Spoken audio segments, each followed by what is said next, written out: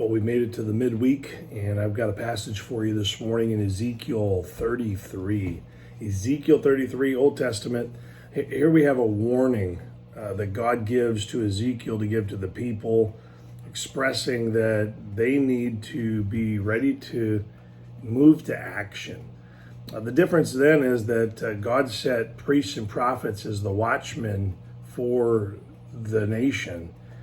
In our day, Jesus has set the believer as the watchman.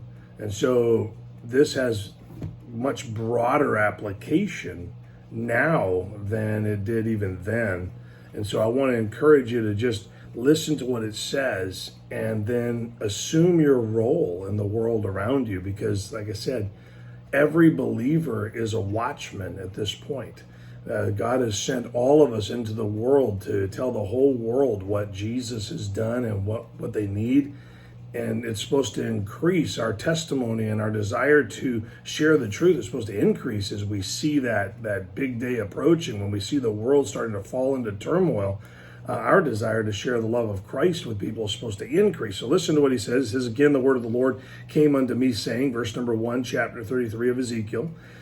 Verse number 2 says, Son of man, speak to the children of thy people, and say unto them, when I bring the sword upon the land, if the people of the land take a man of their coast and set him for the watchman, if when he seeth the sword come upon the land, he bloweth the trumpet and warn the people.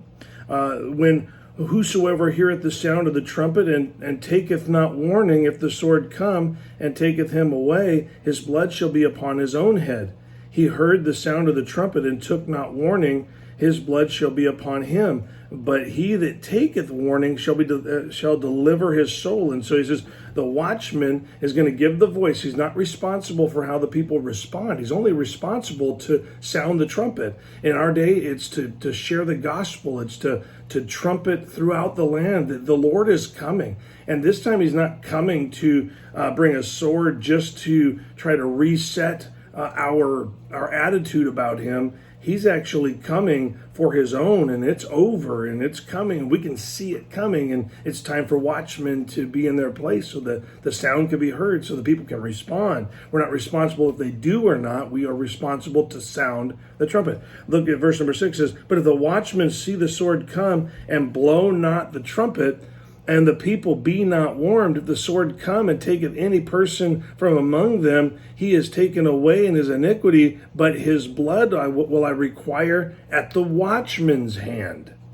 We've been given a responsibility as believers in the Lord Jesus Christ. We're supposed to live, speak, walk, all those words we use to describe the way we're supposed to show the love of Christ to our lost world. We are to do that. If we don't do that, we take a responsibility for the lost remaining lost. Look at verse number 7.